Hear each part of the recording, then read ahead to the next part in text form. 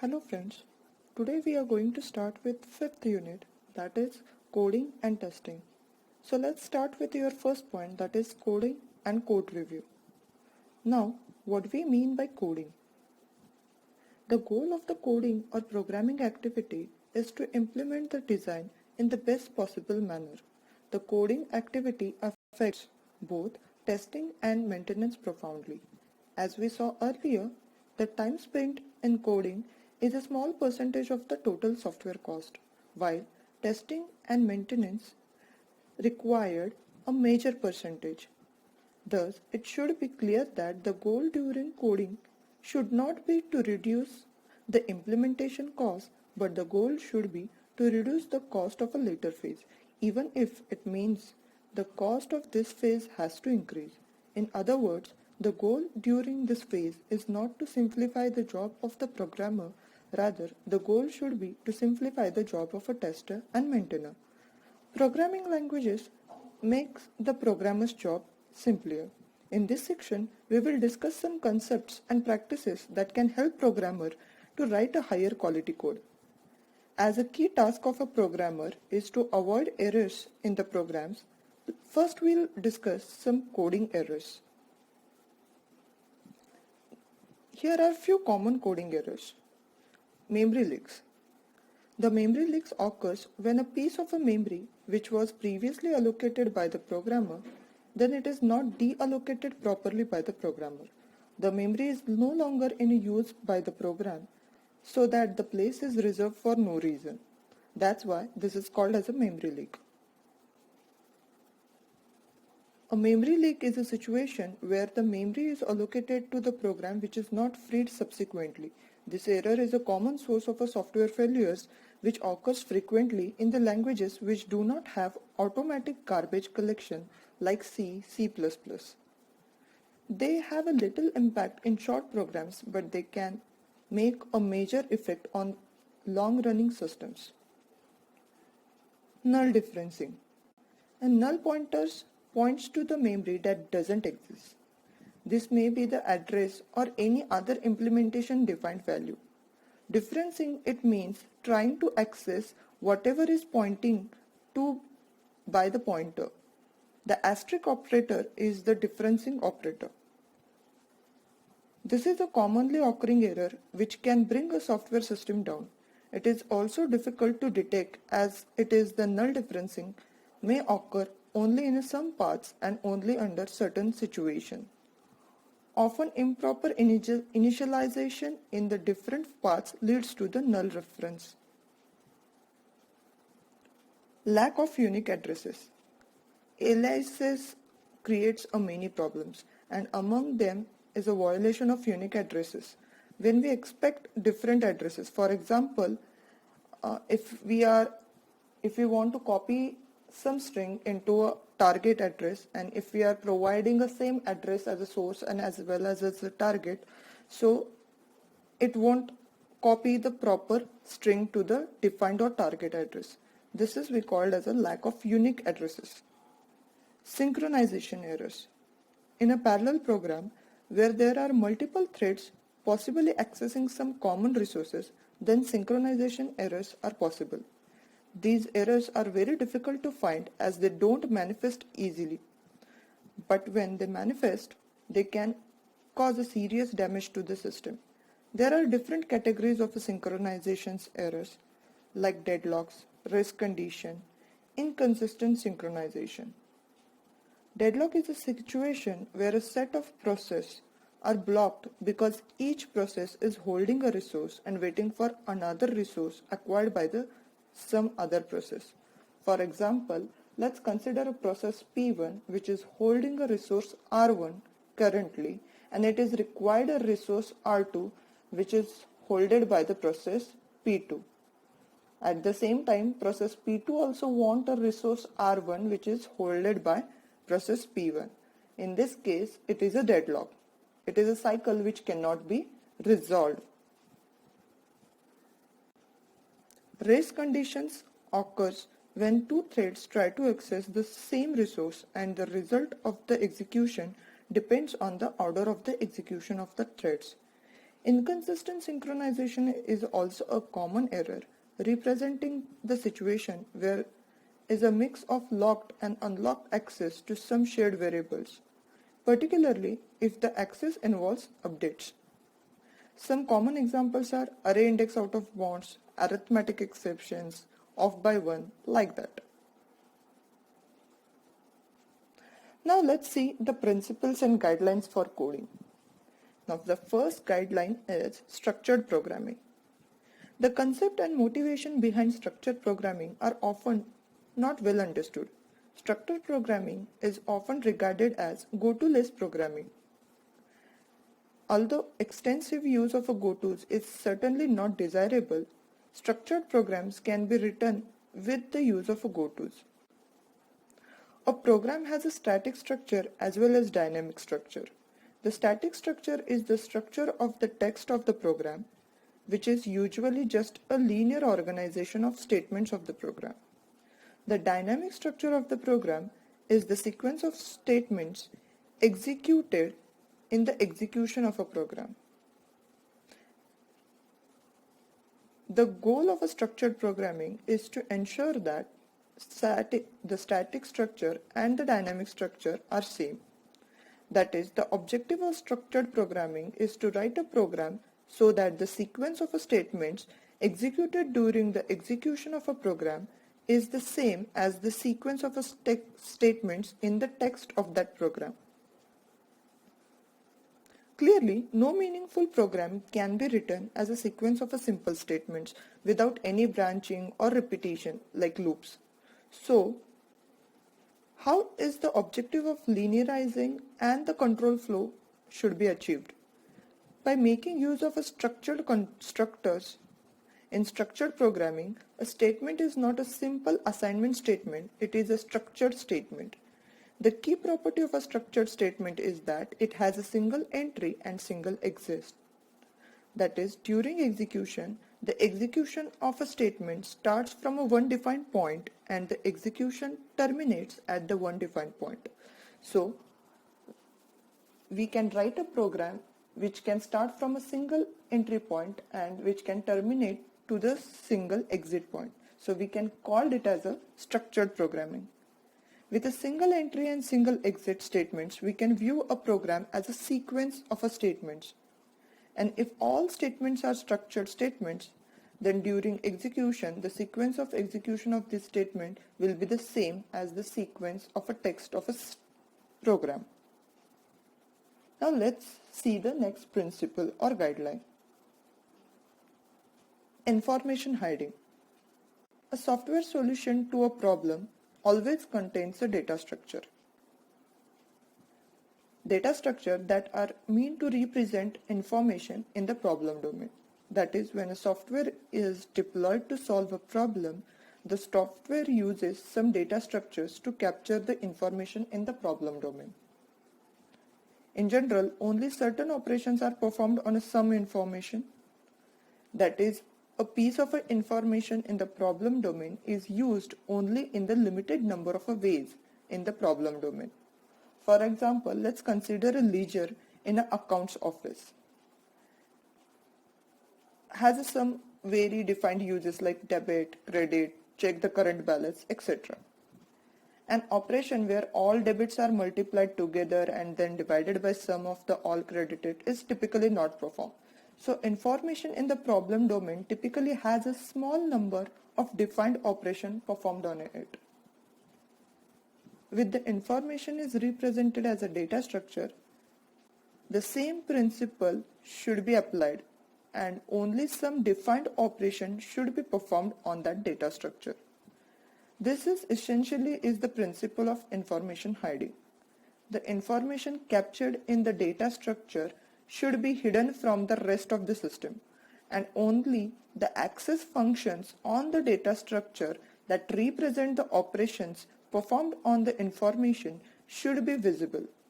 In other words, when the information is captured in the data structure and then on the data structure that represents some information, for each operation on the information and access functions should be provided. As The rest of the system in the problem domain only performs this defined operation on the information. The rest of the modules in the software should only use the access functions to access and manipulate the data structures. Some common programming practices. The concept discussed above can help writing simple and clear code with few bugs.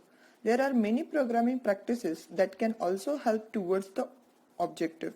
We'll discuss here a few rules that have been found to make code easier to read as well as to avoid some of the errors. Some of these practices are control constructs. It is desirable that as much as possible a single entry and single exit construct may be used. It is also desirable to use a few standard control constructs rather than using a wide variety of constructs just because they are available in the language. Go-tos. Go-tos should be used sparingly and in a disciplined manner. Only when the alternative to using go-tos is more complex should the go-tos be used. In any case, alternative must be thought of before finally using a go-to. If go-to must be used, forward transfer or a jump to the later statement is more acceptable than the backward jump. User-defined types. Modern languages allow users to define the types like enumerated type. When such facilities are available, they should be exploited where applicable. For example, when we are working with the dates, a type can be defined for a day of the week. Using such a type makes the program much clearer than defining the codes for each day and then working with the code. Nesting. Nesting is also helps to solve some difficult or complex problems. So we can provide a loops, we can nest them to resolve these problems. Module size. As a good programming practice, we should reduce or minimize the size of a lines of a codes. So module size should be the minimum one, which can perform the right operation. Now let's see some coding standards. Programmer spends far more time reading the code than the writing the code. Over the life of the code, the author spends a considerable time reading it during debugging and enhancement. People other than the author also spends considerable effort in reading code because the code is often maintained by someone other than the author. In short, it is of a prime importance to write a code in a manner that is easy to read and understand. So let's see some are the standards for it. Naming conventions. Some of the standard naming conventions that are followed often are package name should be in a lowercase. For example, if it is a my package, then it should be in a small letters. Type names should be nouns and should be start with uppercase. For example, date of a birth. So date, D in the date should be start with a capital letter. Variable name should be nouns starting with a lowercase. So any variable you are taking, for example name, amount, it should be in the lowercase. Constants name should be all uppercase. If you are taking any constants, for example max, pi, it should be in all capital letters. Method name should be verbs starting with a lowercase. So if you want to get any value from desired function, so we can use get value as a function name, but get should be in a small letter. Private class variables should have the suffix. For example, private integer value. Variables with a large scope should have long names. Variables with a small scope should have a short names. Loops iteration should be named I, J, K, etc. The prefix it should be used for Boolean variables and methods to avoid confusion. For example, is status should be used instead of a status. Negative Boolean variable names, for example, is not correct, should be avoided. Let's see some coding standards for files. There are conventions on how files should be named and what files should contain, such that a reader can get some idea about what the file contains. Some examples of these conventions are: Java source files should have the extension .java that is enforced by the most compilers and tools. Each file should contain one outer class and the class name should be same as the file name. Line length should be limited to less than 80 columns and special characters should be avoided. If the line is longer, it should be continued and the continued should be made very clear. Statements. These guidelines are for the declaration of executable statements in the source code. Some examples are: variables should be initialized where declare and they should be declared in the smallest possible scope. Declare related variables together in a common statement. Unrelated variables should not be declared in the same statements. Class variables should never be declared public. Use only loop control statements in a for loop.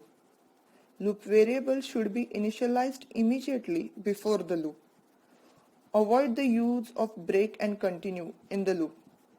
Avoid the use of do while construct. Avoid complex conditional expression. Introduce temporary Boolean variables instead.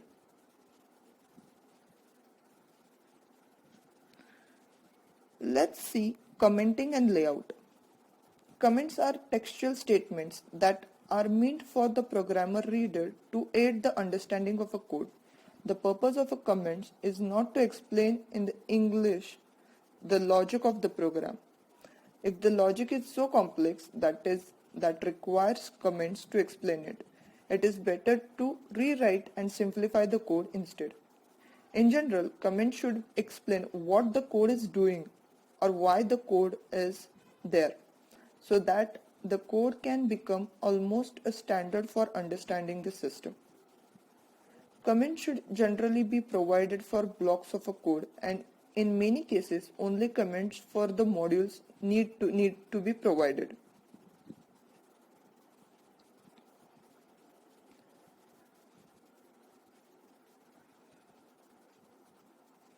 Let's see the code review.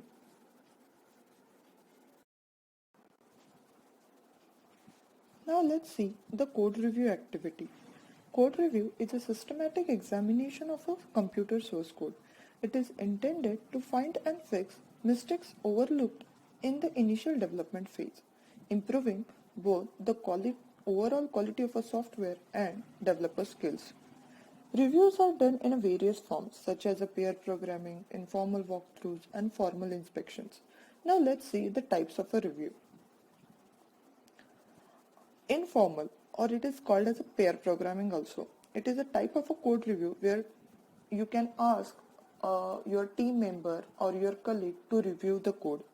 It is a very informal way where we do not maintain any documents or record of your code reviews. Now next one is the walkthrough. It is a more formal way. Code walkthrough is a form of a peer review in which a programmer leads the review process and other team members ask questions and spot the possible errors against the development standard and other issue. The meeting is usually led by the author of the document and attended by the other members of a team. Review sessions may be formal or informal. The main purpose of a walkthrough is to enable learning about the content of the document which is under review, to help the team members to gain an understanding of the content of the document and also find the defects. Now let's see the technical review. Technical reviews are well documented and uses a well-defined defect detection process that includes peers and technical experts. It is ideally led by a trained moderator who is not the author. This kind of a review is usually performed as a peer review without management participation. Reviewers prepare for the review meeting and prepare a review report with the list of findings. Technical reviews may be quite informal or very formal and can have a number of purposes but not limited to discussion, decision making, evaluation of alternatives, finding defects and solving the technical problems. And the last one, which is the very formal one, is the inspections. Inspection is a more formal way. It is having a more formal process to find out the defects and record it. Any work product by a trained individual who look for the defects using a well-defined process comes under the inspection. An inspection might also be referred as a Fagan inspection after the Michel Fagan, the inventor of this process. These are the all types of a code review. If you are having any queries regarding this point, please feel free to drop your queries under discussion forum which is created on the Moodle. Thank you for listening.